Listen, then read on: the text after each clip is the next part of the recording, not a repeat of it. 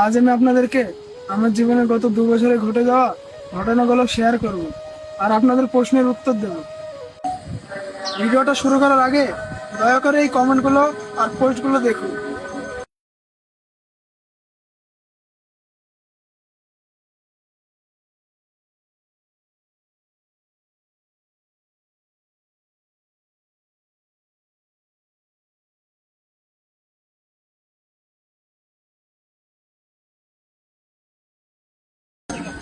আজ আমি আমার জীবন নিয়ে আপনাদের সঙ্গে কিছু কথা বলতে চাই, কারণ আমি অনেক দিন ধরেই চুপ ছিলাম।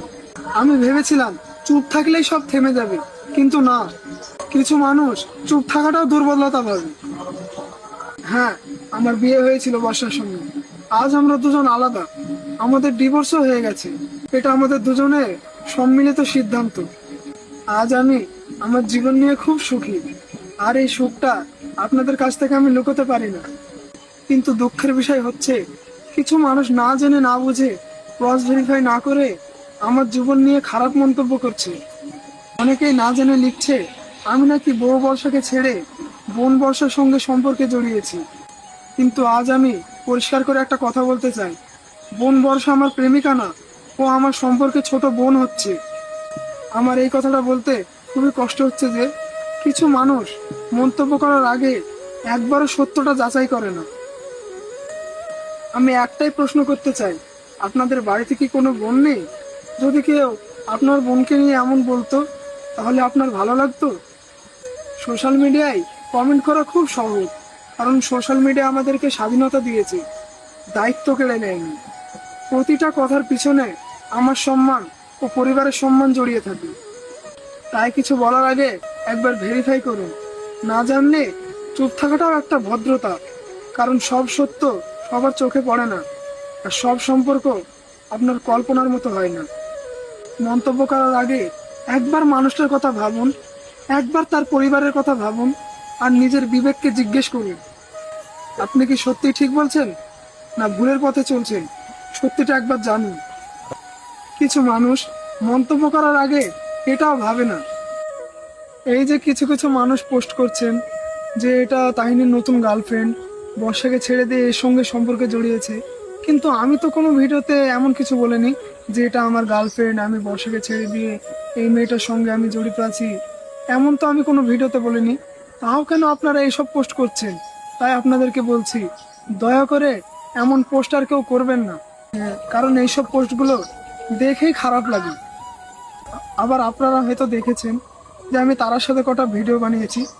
আবার কিছু কিছু মানুষ কমেন্ট করছে যে আমি তারার সঙ্গে রিলেশনে আছি, তারার সঙ্গে এবার আমি বিয়ে করব। কিন্তু আপনারা যেটা ভাবছেন এসব কিছুই না। আসলে তারার জন্মদিন ছিল সেই দিন, আমাদেরকে ইনভাইট করেছিল, আমরা গিয়েছিলাম, কটা ভিডিও বানিয়েছিলাম, কটা ফটোশ্যুট করেছি, তখন চলে এসেছি। কারণ তারাকে আমি বোন বলে ডাকি, তারার সঙ্গে আমার খুব ভালো সম্পর্ক, তার জন্য আমরা গিয়েছিলাম। আর আপনারা এসব কমেন্ট করছেন, আমার দেখে খুব খারাপ লাগছে। আবার কিছু কিছু মানুষ মন্তব্য করছেন যে আমি এইসব স্যাড ভিডিওগুলো বানাচ্ছি, এগুলো সব ভিউয়ের জন্য বানাচ্ছি। কিন্তু হয়তো আপনারা দেখেছেন যে আমি বর্ষাদের আগের চ্যানেলে ভিডিও করেছি, আমি তো আগে থেকেই পরিচিত। তাও কেন আপনারা এমন প্রশ্ন করবেন? হ্যাঁ, আমার বর্ষার সাথে বিয়ে হয়েছিল, ডিভোর্স হয়ে গেছে। আবার এই নিয়েও কিছু কিছু মানুষ প্রশ্ন করছেন যে কেন হলো, কেন ডিভোর্স হলো? হয়তো আমি তাকে ভালো রাখতে পারিনি, তার যেটা প্রয়োজন আমি তাকে দিতে পারিনি, তাই সে আজ নিজের জায়গায়, আমি আমার জায়গায়, আমরা দুজনে দুজনের জায়গায় অনেক ভালো আছি। তাই এই নিয়ে আর কেউ খারাপ কমেন্ট করবেন না। আবার আপনারা যদি এত কিছু দেখার পরেও, এত কিছু জানার পরেও যদি বলেন বিয়ে হয়েছিল কিনা তার প্রমাণ দেখাও, ডিভোর্স আদেও হয়েছে কিনা তার প্রমাণ দেখাও, তাহলে সেটা আপনাদের বোকামি। আমি এই বিষয়টা নিয়ে ভিডিওই বানাতে চাইছিলাম না, কারণ এই বিষয়টা নিয়ে একটা ঘটনা ঘটে গেছে। কেন আমি এই বিষয়টা নিয়ে ভিডিও বানাতে চাইছিলাম না, এটা আপনারা শুনুন। আমি এই ভিডিওটা করতে বাধ্য হয়েছি কিছু খারাপ মন্তব্যের কারণে। আমার এই বিষয় নিয়ে ভিডিও করার কোনো ইচ্ছেই ছিল না, কারণ এই বিষয় নিয়ে আমাকে প্রশাসনের মুখোমুখি দাঁড়াতে হয়েছিল, আর সেই অভিজ্ঞতা আমার জন্য খুবই কঠিন ছিল। আমি এখানে স্পষ্টভাবে বলতে চাই, আমার এই ঘটনার জন্য প্রশাসনের কাছে আর আমার অতীতের প্রতিও আমি আন্তরিকভাবে ক্ষমা প্রার্থী। আমার উদ্দেশ্য কখনোই কাউকে আঘাত করা ছিল না।